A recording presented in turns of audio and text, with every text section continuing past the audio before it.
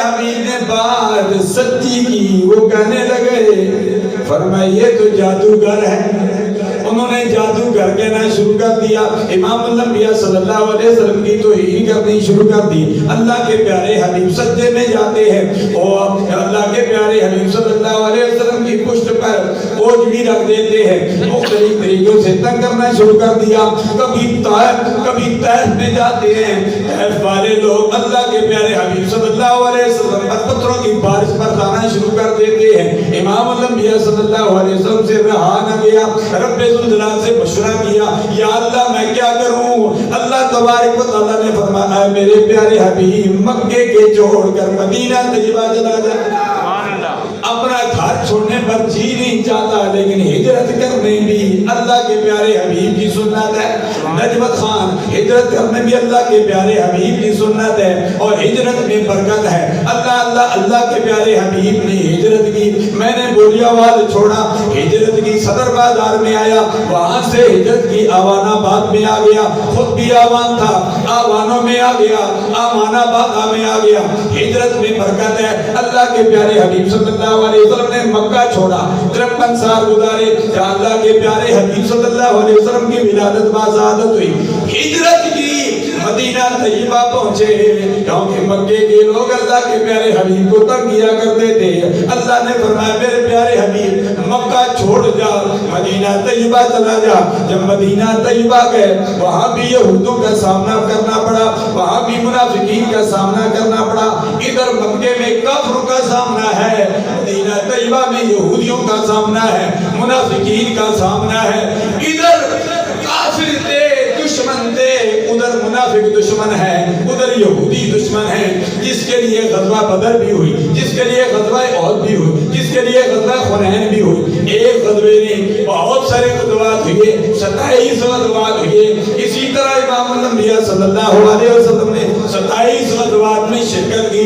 وَقُلْ جَاءَ الْحَقُّ وَزَهَقَ الْبَاطِلُ إِنَّ الْبَاطِلَ كَانَ زَهُوقًا۔ ایک دن وہ آیا، اللہ فرماتا ہے حق آ گیا، باطل بھاگ جائے گا، باطل مٹ جائے گا، باطل ختم ہو جائے گا۔ اللہ امام الانبیاء صلی اللہ علیہ وسلم نے جب مکہ چھوڑا، مدینہ طیبہ آئے، 8 سال گزارے۔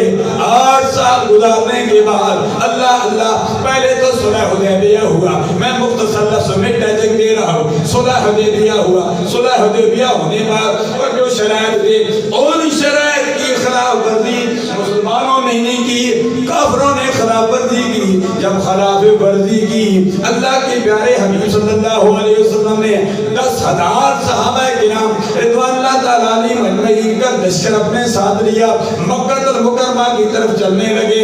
اللہ کے پیارے حبیب صلی اللہ علیہ وسلم چلتے چلتے 10 رمضان شریف کو چلے، چلتے چلتے مکہ المکرمہ پہنچ گئے۔ جب مکہ المکرمہ پہنچے، اللہ کے پیارے حبیب کے اخلاق کو دیکھو، اللہ کے پیارے حبیب کے ادب کو دیکھو، اللہ کے پیارے حبیب کی صحابت کو دیکھو، اللہ کے پیارے حبیب صلی اللہ علیہ وسلم کے کردار کو دیکھو، اللہ کے پیارے حبیب کی نزاکت کو دیکھو، اللہ کے پیارے حبیب کی شرافت کو دیکھو، اللہ کے پیارے حبیب صلی اللہ علیہ وسلم کے کردار کو دیکھو۔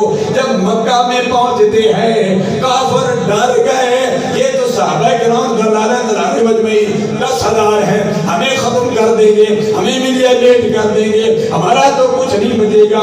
اللہ کے پیارے حبیب صلی اللہ علیہ وسلم نے اعلان کر دیا، فرمایا اے کافرو تمہارے لیے امان ہے، جو اب حضرت ابو سفیان کے گھر میں داخل ہو جائے اس کے لیے بھی امان ہے، جو ہتھیار چھوڑ دے، ہتھیاروں کو پھینک دے، ان کے لیے بھی اعلان ہے، ان کے لیے بھی امان ہے، ان کے لیے بھی معافی ہے، جو کلمہ پڑھ لے ان کے لیے بھی معافی ہے۔ امام الانبیاء صلی اللہ علیہ وسلم نے اعلان کر دیا، فرمایا سب کے لیے معافی ہے۔ امام الانبیاء صلی اللہ علیہ وسلم رحمت بن کر ہے، اپنوں کے لیے بھی رحمت، بیگانوں کے لیے بھی رحمت۔ آپ مکہ المکرمہ پہنچ گیا، کافر تھر تھرا رہے ہیں، کافر کانپ رہے ہیں، اب کیا ہوگا؟ مسلمانوں کے نبی